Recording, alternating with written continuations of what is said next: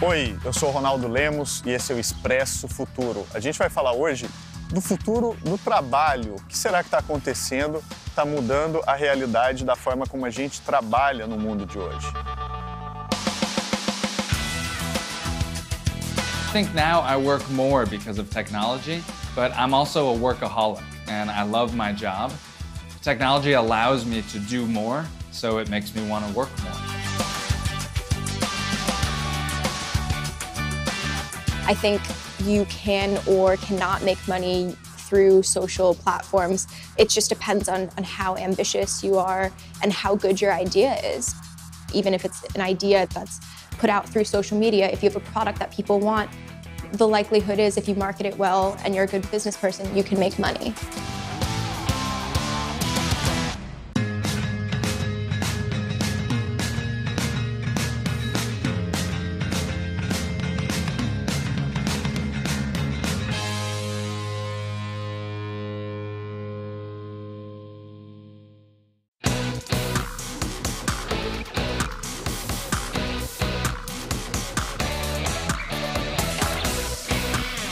A gente sabe que a forma como a gente trabalha está mudando cada vez mais por causa da tecnologia.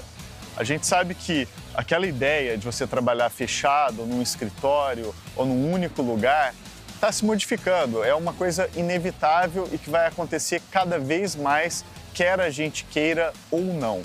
Esse é um tema tão importante que, se você procurar no Google o futuro do trabalho, vai ter mais de 43 milhões de resultados. A Revolução Industrial, que a gente conhece, ela foi responsável por criar o modelo do trabalho assalariado conforme a gente estuda na escola.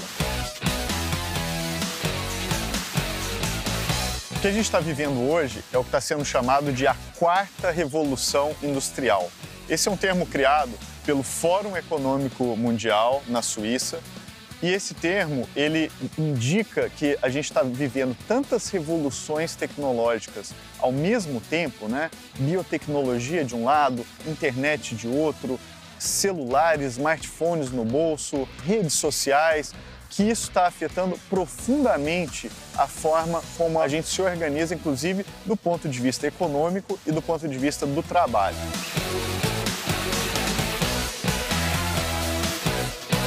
Então isso vai mudar tudo.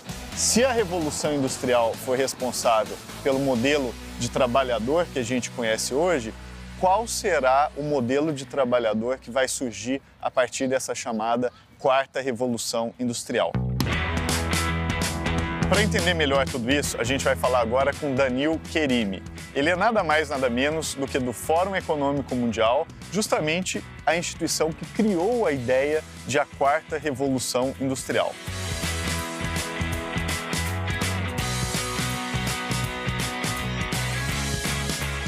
Look, fourth industrial revolution is a tremendous topic and a tremendous passion of mine. The World Economic Forum has been dealing with this issue for the past few years, and we came to it really from the perspective that we saw the changes in the technology, politics, economy, and the way the leadership reacted to that. And we tried to build a narrative around it to help us understand the changes in this world and to help the world understand, really.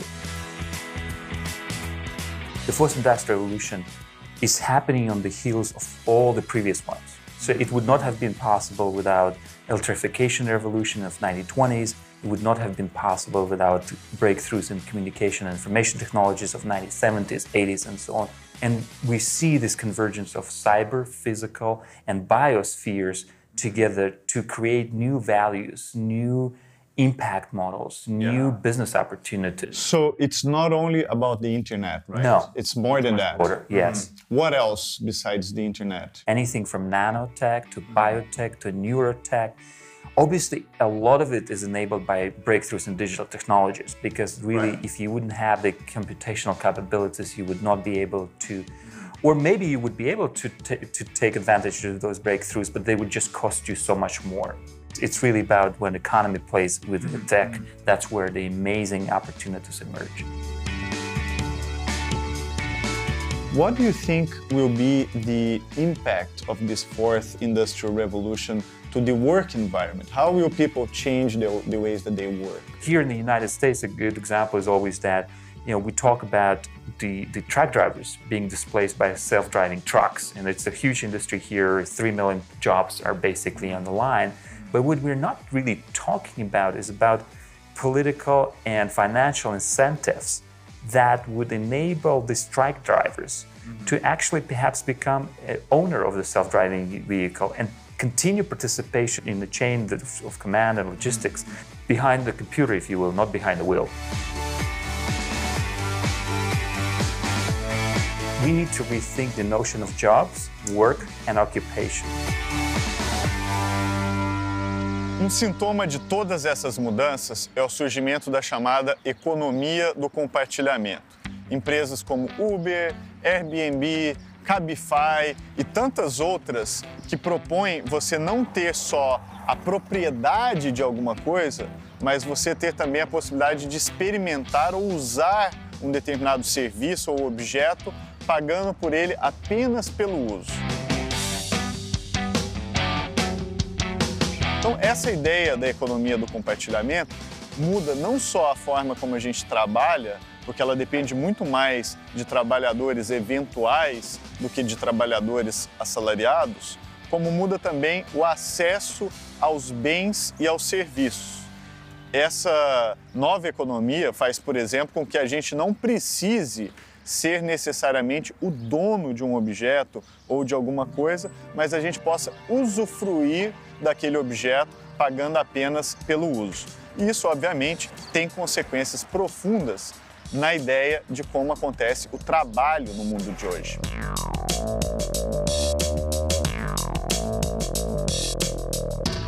Do you think we are heading to a world, and I know it's hard to predict, in which people will be working more or less because of technology? I think the technology has always enabled people to get rid of mundane tasks. If you think about the previous revolutions, it's always the task that would go first is the repetition, right? And repetitive tasks that we had to perform on the course of the day. And I think now with the cognitive revolution that is taking place from a digital point of view, I think perhaps we can get rid of some of the mundane mental tasks. A tecnologia vai acabar permitindo que a gente se concentre em coisas mais criativas, de criatividade e menos de repetição. Agora, toda vez que a gente fala em revolução, a gente fala em mudanças, né, políticas, sociais. Então vamos ver o que ele pensa de, por exemplo, as consequências econômicas e políticas relativas a essa quarta revolução industrial. If the technological change is faster than social change faster than the political change, that's where a lot of tension may arise. If we think about it and move in one direction, more or less at one speed, or at least recognize that there will be differences in the speed of change, then perhaps we can really make it in a positive development. We at the World Economic Forum also this year in Davos held a meeting of the technology leaders of these big technological giants that said, look, we understand that technology that we're championing will create significant change, and we also realize that we are responsible. So we're creating a coalition of various really tech giants that will pull their resources together on reskilling, retooling, retasking a lot of their workforce and the broader population. In order for us to take full advantages of technology, we need to remain human.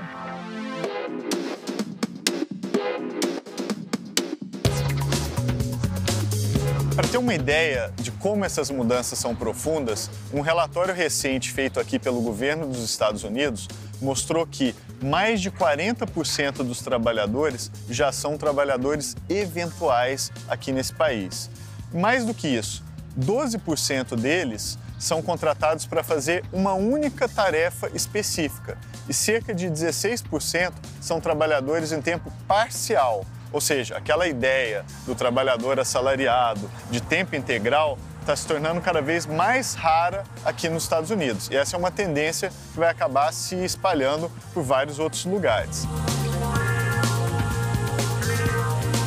Agora, isso leva a uma discussão muito importante sobre questões como precariedade, assegurar um mínimo de direitos necessários para esses trabalhadores, porque afinal de contas, eles não estão mais vinculados a uma única empresa. Eles estão vinculados a tarefas específicas e acabam trabalhando só nelas. Isso leva a questões que a gente precisa pensar sobre o futuro do trabalho.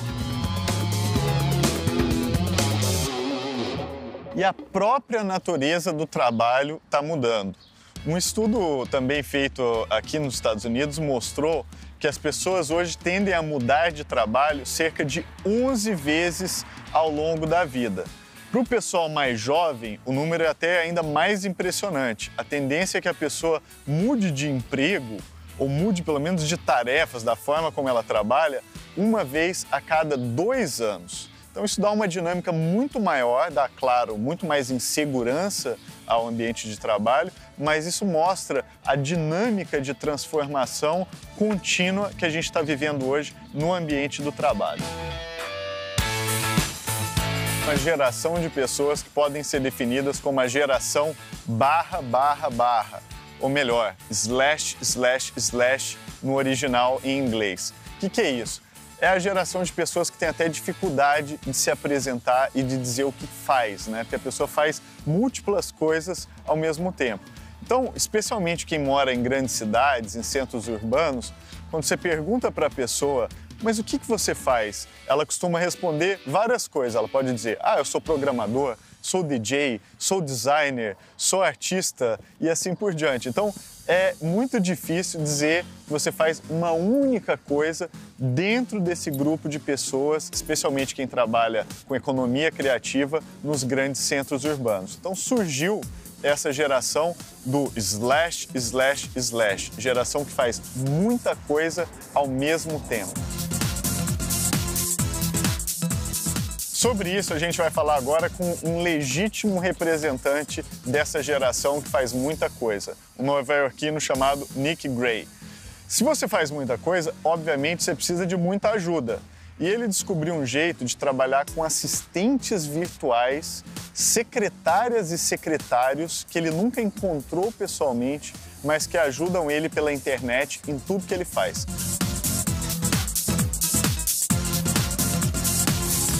I use technology a lot, and I think I've always been a bit of a computer nerd. Growing up in high school, I started a web hosting company that allowed me to pay for and go to a really nice college. Today, technology has allowed me to do more and do better things. I love to work from home, and I work from home a lot.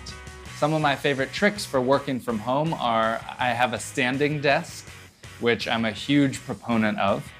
I try to limit my distractions. So I use something called Facebook Newsfeed Eradicator. I try to time all the amount that I spend on Facebook and Twitter and social media to keep it below a certain percentage.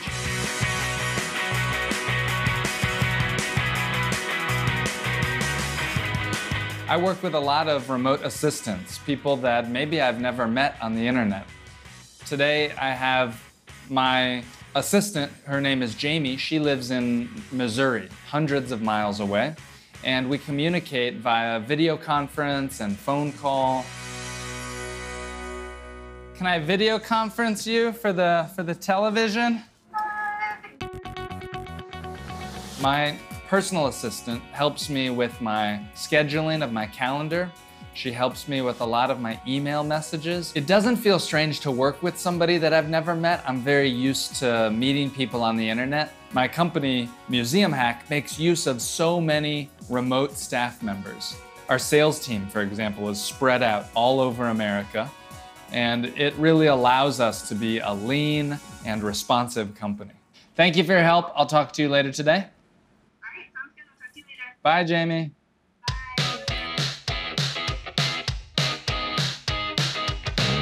Everybody works from home. We have a remote company, so we have no central headquarters or an office. It's crazy for me to count how many employees we have. Today we have over 50 employees and 15 independent contractors who work with us. So to have that many people all working without a headquarters, to many can seem confusing and not feel like a real business. Last year we did more than $2 million in museum sales, and we gave hundreds of thousands of dollars to the museums that we work with.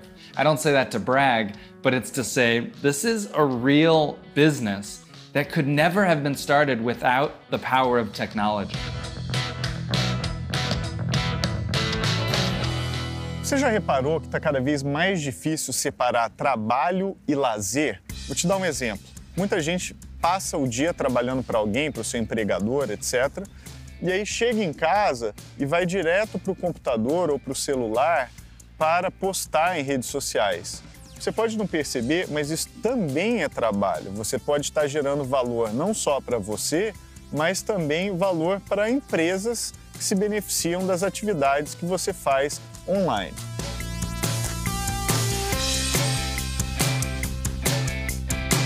Outra coisa interessante de notar é que as empresas mais novas, especialmente empresas de tecnologia, cada vez mais organizam o seu espaço de trabalho de uma forma completamente misturando lazer com trabalho. Então tem mesa de ping-pong, videogame, área de descanso e assim por diante. Isso mostra exatamente a expectativa, especialmente para quem é millennial, né, mais novo, de que o ambiente de trabalho não pareça só com um lugar de trabalho, mas pareça também com um lugar de lazer.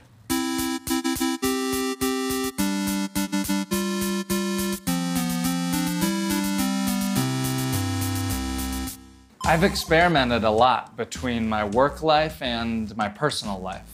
First, I think there's no such thing as a work-life balance. I think it's work-life integration. Right now, I do have an assistant who helps me schedule many of my personal things. That includes if I'm hosting a party. She'll help me set up the Facebook event. She'll remind me of friends that I want to keep in touch with. I actually do meetings with this on my phone. And sometimes if the other person is talking, then they don't know that I am on the trampoline, because how would they know even? So that's one of my favorite parts. Alexa, play.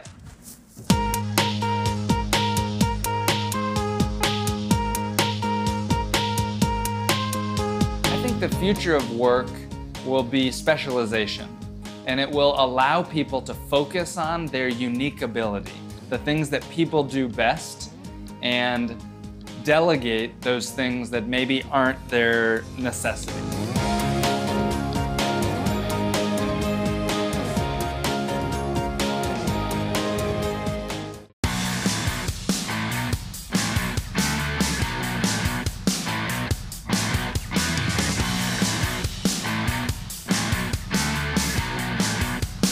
Muitos dos trabalhadores intelectuais do planeta hoje, gente que trabalha com a parte criativa, especialmente nas grandes cidades, acaba iniciando na sua carreira trabalhando de graça, sendo, por exemplo, estagiário em alguma empresa, fazendo o que eles chamam nos Estados Unidos de internship e não recebendo nada por aquilo. Então há um movimento entre quem trabalha com criatividade para não trabalhar mais sem receber nada. Essa é uma condição que está se tornando cada vez mais comum nesses ambientes e, obviamente, está gerando uma repercussão negativa de gente lutando contra isso.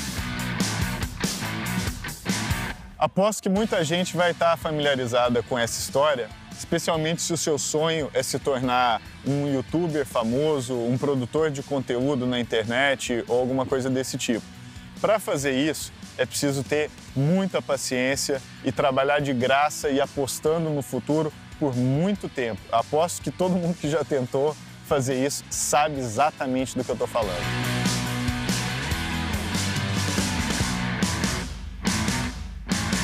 A gente vai falar agora com a Lauren Singer. Ela é uma pessoa que trabalhou muito de graça, batalhou bastante. Ela começou como youtuber, fazendo vídeos sobre uma causa muito importante, que é você reciclar e diminuir a quantidade de lixo sobre o nosso planeta.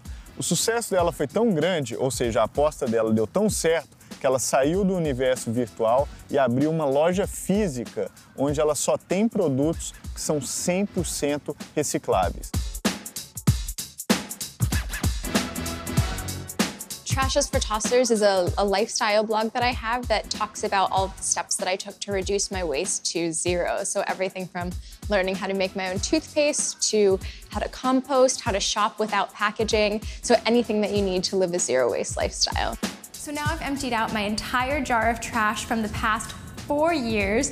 And I never thought that having a blog would mean that I would ever have a business. When I started my blog, I was still in college, and then I started working in government, and I thought that I was going to be a politician, but I was really wrong. So I had my blog for about 2 years, and I was working in government, and that's when I started my laundry detergent company. And that was because I realized that through living a zero waste lifestyle, I was making a lot of my own cleaning products, and that the cleaning products that were available to people weren't good enough. They weren't super sustainable. The packaging was made of plastic. The ingredients were synthetic. Even the more like natural brands, for me, weren't as good as they could be. And I knew the product that I was making was better.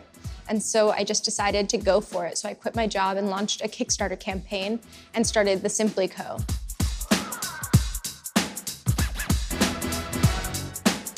For me, I came from like a different aspect of zero waste. And for me, a lot of people were like, oh, you know, all these changes are really simple, but they're not convenient to make. So it's really hard to find all of the tools that you need to live a zero waste lifestyle in one place. And so what we decided to do was create a space where zero waste living becomes more convenient, and also a place where we can unite a customer. So maybe someone comes in for a bamboo toothbrush, but they can also find 20 other ways that they can reduce their waste in a way that's like really fun, easy, affordable, and convenient. I think making money through a social media-driven venture is like totally dependent upon the person. It depends on how good of a business person you are, how good at branding yourself you are, how good at fishing for opportunities and collaborating you are. The more people that watch my videos on YouTube, I get a percentage of those views. So that's just a little bit of money. You know, you can make a lot of money on YouTube, but ultimately there are other things that help to make money. So if more people know who you are, you can do speaking engagements where you can make revenue. You can start businesses like consumer products like I did, like Simply Co. and like Package Free Shop, and get revenue out of that. Before I opened the store, before I started my company, I was kind of under the impression that I could live in this like online bubble and not have to interact with people.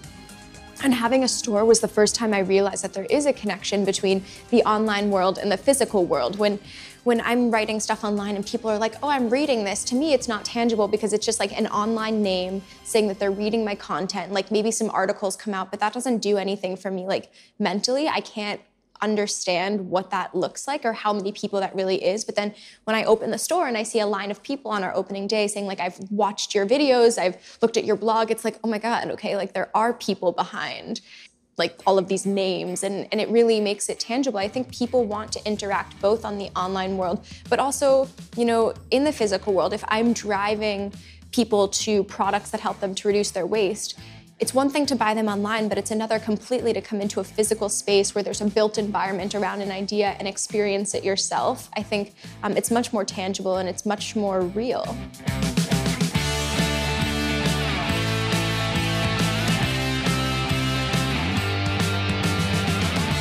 I definitely think entrepreneurs can be helped by social media and just the internet in general. I mean, I wouldn't have the 2 companies that I have without the internet.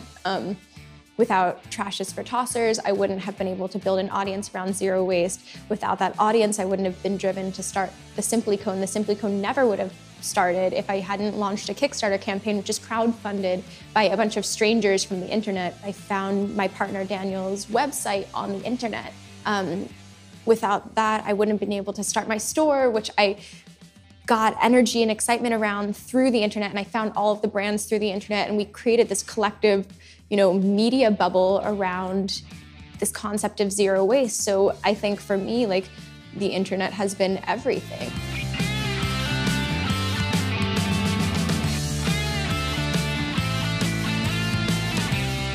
O ponto principal aqui é que a tecnologia está mudando definitivamente a forma como a gente trabalha.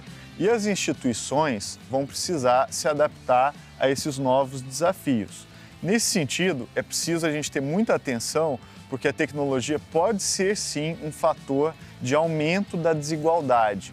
E isso é um problema, porque, afinal de contas, tudo que a gente precisa é que o ser humano fique no centro dessas transformações. A gente não precisa de tecnologia pela tecnologia. A gente precisa dela para fazer com que a nossa vida seja melhor. Então é preciso ter muita persistência para fazer as nossas instituições evoluírem para dar conta desse desafio que é a mudança tão profunda que essa quarta revolução industrial trouxe para o ambiente do trabalho. Eu sou otimista, mas eu acho que a gente vai precisar de muito trabalho para fazer com que a gente coloque sempre o ser humano no centro de tudo.